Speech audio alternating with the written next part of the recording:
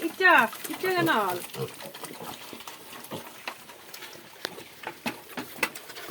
মাথায় যাতে লাগিয়ে গেল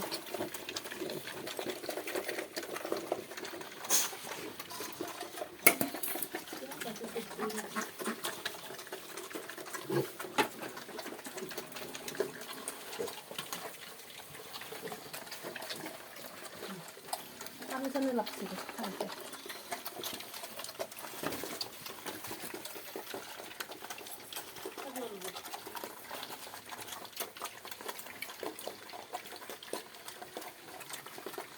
বঢ়িয়াকে খাইছে আদাবিলাক